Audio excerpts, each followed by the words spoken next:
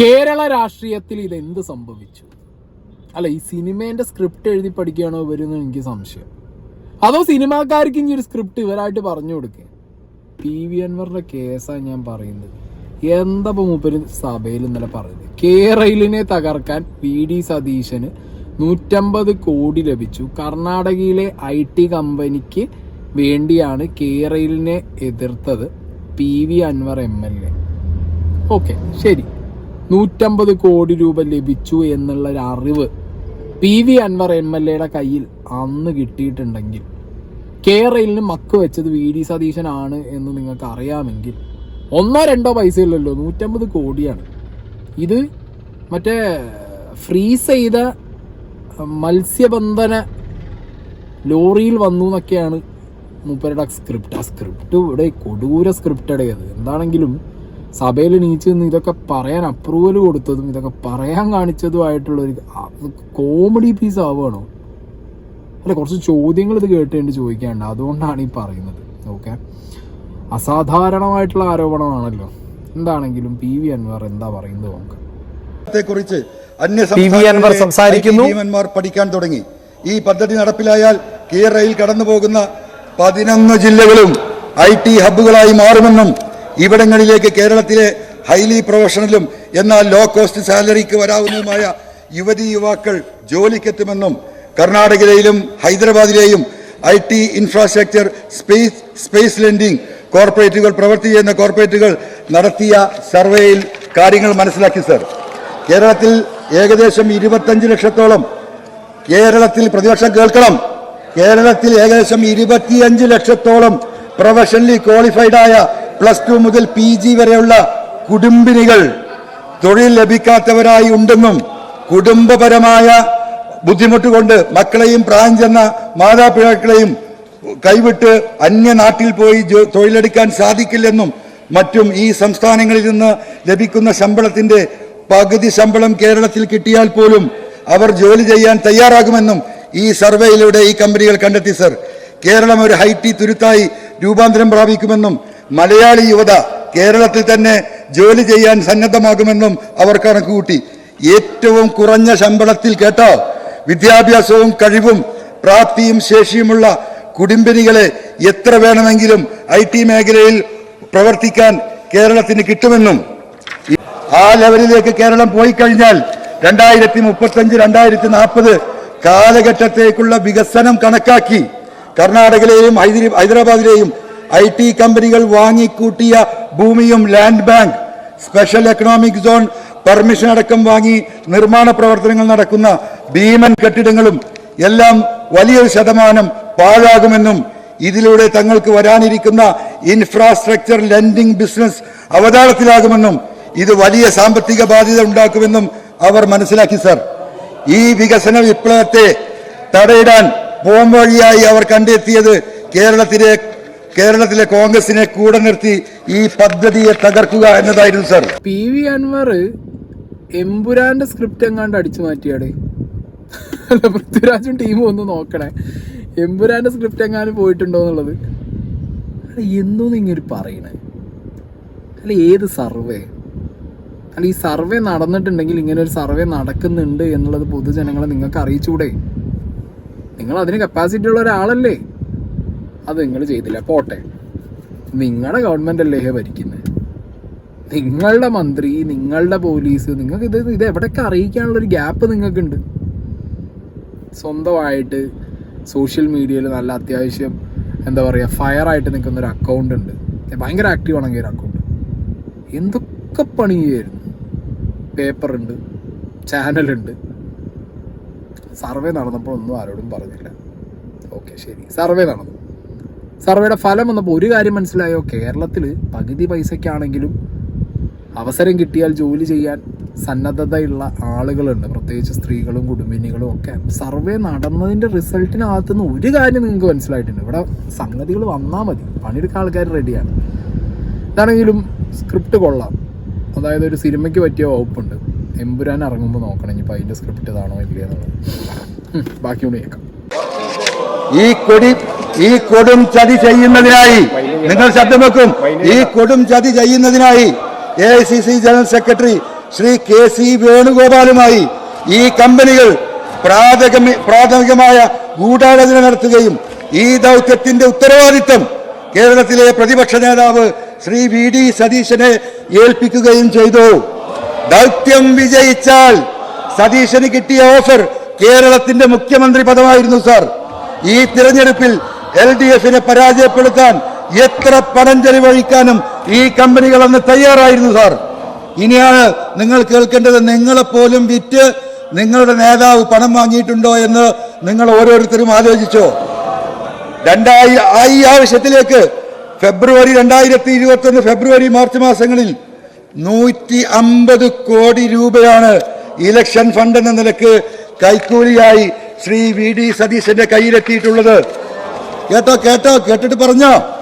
ബാംഗ്ലൂരിൽ നിന്നും ഫ്രോസൺ ചെയ്ത മത്സ്യം കൊണ്ടുവരുന്ന 20 ഫീറ്റ് കണ്ടെയ്നർ ലോറിയിൽ 50 കോടി രൂപ വീതം 3 ഘട്ടങ്ങളിലായാണ് പണം തൃശൂർ ചാവക്കാടിനടുത്തുള്ള ചേറ്റുവക്കടപ്പുറത്തെത്തിച്ചത്.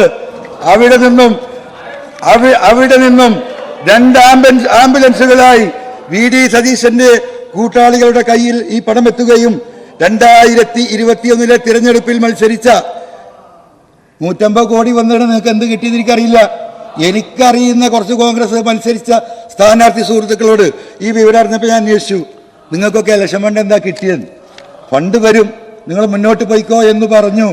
പലരും പാവപ്പെട്ട കോൺഗ്രസിന്റെ സ്ഥാനാർത്ഥികളെ വീട് പറയം വെച്ചിട്ട് ഇപ്പൊ എത്തിയില്ല. ഈ ഡയലോഗ് എവിടെ കേട്ടിട്ടുണ്ട്? ഫണ്ട് വരും, വർമ്മ സാറേ ഫണ്ട് വരും. ലൂസിഫറിൽ വിവേക് ഒബ്രോയ് പറഞ്ഞത്, ആരെങ്കിലുമൊക്കെ ട്രോൾ എടുത്ത് എഡിറ്റ് ചെയ്തിട്ടേ ഇത് അയ്യ ഞാൻ അതൊക്കെ വയ്ക്കാൻ. ഇതാ തന്നെ ലൂസിഫർ എമ്പുരാനും കട്ട തന്നെ. ഫ്രോസൺ മീനിന്റെ ഇടയിൽ കണ്ടെയ്നറിൽ ചേറ്റുവ എന്തോന്നൊക്കെ ഇങ്ങനെ പറയുന്നത്. എനിക്കത് ആലോചിക്കുമ്പോൾ തന്നെ എനിക്ക് ഒരുമാതിരി വലിയൊരു ബാനറിൽ ലാലേട്ടനെയും മമ്മൂക്കാനെയൊക്കെ വെച്ച് സ്ക്രിപ്റ്റ് എഴുതി ഇറക്കിയാണല്ല, ആ തീ പാറും അങ്ങനത്തെ സാധനം. അല്ല, ഇതൊക്കെ അറിഞ്ഞിട്ട് നിങ്ങൾ എന്തേലും ഉണ്ടായിരുന്നേ? അല്ല, നിങ്ങൾക്ക് ഇത്രയൊക്കെ വിവരം നിങ്ങൾക്ക് കിട്ടി, കണ്ടെയ്നർ നിങ്ങൾക്ക് കിട്ടി, 3 വട്ടം വന്ന വിവരം കിട്ടി, അത് ആംബുലൻസിൽ കൊണ്ടുപോയ വിവരം കിട്ടി.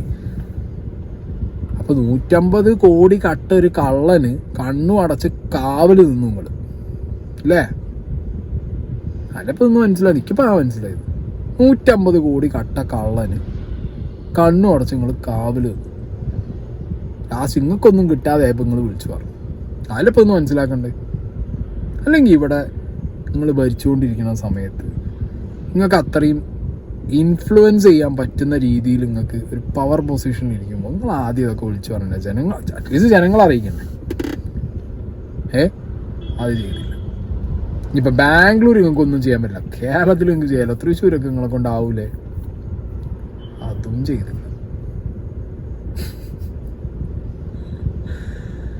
എന്താണെങ്കിലും സ്ക്രിപ്റ്റ് കൊള്ളാം. ഈ സ്ക്രിപ്റ്റ് കേട്ട് ഞെട്ടിയ VD സതീശന്റെ റിപ്ലൈ. ഇവിടെ കേരളയിൽ വന്നിരുന്നെങ്കിൽ കേരളത്തിലെ IT രംഗം ഭയങ്കരമായിട്ട് കുതിച്ചുയരുമായിരുന്നു. അതോടുകൂടി ഹൈദരാബാദിലെയും ബാംഗ്ലൂരിലെയും IT ബിസിനസ് മുഴുവൻ തകർന്ന് തരിപ്പണമായി പോകുമായിരുന്നു. കേരളത്തിൽ നിന്ന് ഒരാളെ പോലെ അവർക്ക് ജോലിക്ക് കിട്ടൂലായിരുന്നു. 25 ലക്ഷം പേര് കേരളത്തിൽ തന്നെ ജോലി ചെയ്താൽ. ഇതെല്ലാം മനസ്സിലാക്കിയ IT കമ്പനിക്കാർ ഇങ്ങനെ പ്ലാൻ ചെയ്തു. ഇത് അപകടമാണല്ലോ. കുറച്ച് വർഷങ്ങൾക്ക് ശേഷം 2045 50 പറഞ്ഞ് 50 ആകുമ്പോഴേക്കും നമ്മുടെ കമ്പനിയൊക്കെ പൂട്ടിപ്പോവല്ലോ. അങ്ങനെ അവർ പ്രതിപക്ഷ നേതാവിനെ പിടിച്ചു. പ്രതിപക്ഷ നേതാവിന് 150 കോടി രൂപ കൊടുത്തു. അത് എന്താണ്, ഫ്രീസ് ചെയ്ത ഒരു മത്സ്യ ലോറിയിൽ ചാവക്കാട് എത്തിച്ചു. അവിടെ നിന്ന് ആംബുലൻസിൽ കൊണ്ടുപോയി. പിന്നെ വീണ്ടും തിരിച്ച് ബാംഗ്ലൂരിൽ ഡെപ്പോസിറ്റ് ചെയ്യുന്നവർ അത് ഏത് വഴിക്കാ പോയെന്ന് പറഞ്ഞില്ല. വീണ്ടും തിരിച്ച് ചാവക്കാട് കൊണ്ടുവന്നിട്ട് ആംബുലൻസിൽ കൊണ്ടുവന്ന സാധനം വീണ്ടും ഞാൻ ബാംഗ്ലൂരിൽ കൊണ്ടുപോയി ഡെപ്പോസിറ്റ് ചെയ്ത് ഞാൻ മാസം 3 പ്രാവശ്യം ബാംഗ്ലൂരിൽ പോകുന്നുണ്ട്. സാർ, ഞാൻ ചിരിക്കണോ അല്ലെ നിങ്ങളെ ഓർത്ത് കരയണോ? നിങ്ങളുടെ ഗതികേടെ ഓർത്തിട്ട് കരയണോ? ഞാൻ ഈ പറഞ്ഞ ആളെ കുറിച്ച് ഞാൻ ഒന്നും പറയുന്നില്ല, കാരണം ഞാൻ ഇതിൽ കൂടുതലൊന്നും എക്സ്പെക്ട് ചെയ്യുന്നില്ല. പക്ഷേ അങ്ങ് ഈ സഭാ നേതാവല്ലേ, CPM-ന്റെ പാർട്ടിയുടെ ലീഡറല്ലേ, നിങ്ങളിത് കണ്ടിട്ട് ഇത് നിയമസഭയിൽ അനുവദിക്കാൻ നിങ്ങൾ അനുവാദം കൊടുത്തതിനെ കുറിച്ചാണ് എനിക്ക് സങ്കടം. I feel sympathy to you. നിങ്ങളോട് എനിക്ക് സഹതാപം തോന്നുന്നു, മുഖ്യമന്ത്രിയോട്. അങ്ങേ പോലെ ഒരാൾ ഇത് വായിച്ചിട്ട് അല്ല, നിങ്ങളുടെ ഏതെങ്കിലും മന്ത്രിമാരെ കുറിച്ച് ഇവിടെ നിന്ന് ഒരാൾ വന്ന് ഇതുപോലെ തന്ന കീറി കൊട്ടയിലിടും ഞങ്ങൾ. അങ്ങനെയൊന്നും ഞങ്ങൾ ചെയ്യും. നിങ്ങൾ ഇത് ഈ നിയമസഭയിലാവുന്നത് നിങ്ങളിങ്ങനെ പരിഹാസപാത്രമാണോ? സാർ, അത് റെക്കോർഡിൽ കിടക്കട്ടെ, റെക്കോർഡിലൊന്നും മാറ്റണ്ട, അത് കിടക്കട്ടെ, എന്റെ അവിടെ കിടക്കട്ടെ. വരാനിരിക്കുന്ന ആളുകൾക്കൊക്കെ ഇതുപോലെയും ചില ആളുകളൊക്കെ ഈ നിയമസഭയിൽ ഉണ്ടായിരുന്നു, ഇങ്ങനത്തെ ആളുകളൊക്കെ ഉണ്ടായിരുന്നു എന്ന് വരാനിരിക്കുന്ന തലമുറ അറിയട്ടെ. അല്ല ഞാൻ എന്തും മറുപടിയാണ് അതിൻ്റെ അകത്ത് പറയണത്. VD സതീശൻ പറഞ്ഞ ഒരു കാര്യമുണ്ട്, അതായത് ഇതിലൊക്കെ എന്ത് പറയാനാണ്? അല്ല, സീരിയസ് ആയിട്ട് എന്താ പറയേണ്ടത് എനിക്കൊരു പിടുത്തമില്ല. അല്ലെങ്കിൽ PV അൻവർ കൃത്യമായ തെളിവുകളായിട്ട് വരണം. പലരും പറയുന്നുണ്ട് PV അൻവർ ആണ് മോനെ നോക്കിക്കോ തെളിവ് കൊണ്ടുവരുന്നു. തെളിവ് കൊണ്ടുവന്നാൽ സമ്മതിച്ചു തരും, ഉറപ്പാണ്. കാരണം ഇങ്ങനെ കേട്ട ഒരു 15 കോടി 10 കോടി എന്നൊക്കെ പറഞ്ഞാൽ പിന്നെ അത് വിശ്വസിക്കാൻ പറ്റും നമുക്ക്. ഏത് ഇനിയിപ്പോൾ ഈ IT ഹബിൻ്റെ ഒരു സർവേ നടത്തും, കോർപ്പറേറ്റ്സ് ആണ്, അവർ നടത്താതിരിക്കുന്നില്ല. അവർക്ക് കുറഞ്ഞ പൈസയ്ക്ക് കേരളത്തിൽ നിന്ന് ലേബേഴ്സിനെ കിട്ടുന്ന IT പ്രൊഫഷണൽസിനെ കിട്ടുന്ന ഒരു ട്രെൻഡ് ഉണ്ട്, ഇല്ലയെന്ന് ഞാൻ പറയുന്നില്ല. നമ്മുടെ നാട്ടിൽ ഓപ്പർച്യൂണിറ്റി കുറഞ്ഞുകൊണ്ട് ഇവിടുന്ന് എല്ലാ മക്കളും പുറത്തു പോകുന്നുണ്ട്, ആണും പെണ്ണും ഒക്കെ പുറത്തു പോകുന്നുണ്ട്. ബാംഗ്ലൂർ, ഹൈദരാബാദൊക്കെ IT ഹബ് ആവാൻ കാരണം മലയാളികൾ തന്നെയാണ്, ഇല്ലയെന്ന് പറയുന്നില്ല. സർവേ നടന്നിട്ടും ഉണ്ടാവും. പക്ഷെ 150 കോടി ഫ്രോസൺ ഫിഷ്, ആംബുലൻസ്, 2-3 വട്ടം അങ്ങോട്ടും ഇങ്ങോട്ടും പോക്ക്, അത് വല്ലാത്തൊരു കണക്കായി. 150 കോടി, ഒരു 50 കോടി എന്ന് പറഞ്ഞാലും പിന്നെയും നമുക്കതൊരു ഇതാരുടെ VD സതീശൻ, അബ്രാം ഖുറേഷ്യ നാളെ കോട്ടും കണ്ടിട്ട് വരും ഇങ്ങനെ പ്രൈവറ്റ് ജെറ്റിൽ എമ്പൂരാനേ പറഞ്ഞിട്ട്. അത് എനിക്ക് ഒട്ടും അത് ലൈക്ക് കൺവിൻസിങ് ആവുന്നില്ല സീരിയസ്ലി. ഇപ്പം PV അൻവർ ആയതുകൊണ്ട് ഈ പറഞ്ഞ പോലെ തെളിവുകൾ വരും എന്ന് പറയുന്നുണ്ട്. അതോ ഇനിയിപ്പോൾ ആഫ്രിക്കേൻ്റെ മൂപ്പര് സ്ക്രിപ്റ്റ് ഉണ്ടായിരുന്നു അതേപോലെയാണോ എന്ന് അറിയില്ല. എന്താണെങ്കിലും വളരെ കോമഡി ആയിട്ടുണ്ട് കേരള പൊളിറ്റിക്സ്. ഇപ്പോൾ കാണാനും കേൾക്കാനും നല്ല രസമുണ്ട്. ഒരു സിനിമ കാണുന്ന മാതിരി ഇരുന്ന് സഭയിൽ ഇവർ പറയുന്നത് കേൾക്കാമല്ലോ നമുക്ക് ഇരുന്നിട്ട്. എന്തോന്നല്ലേ, അപ്പം നമ്മളൊക്കെ ആരാ മണ്ടന്മാരതിനകത്ത്. കഷ്ടം.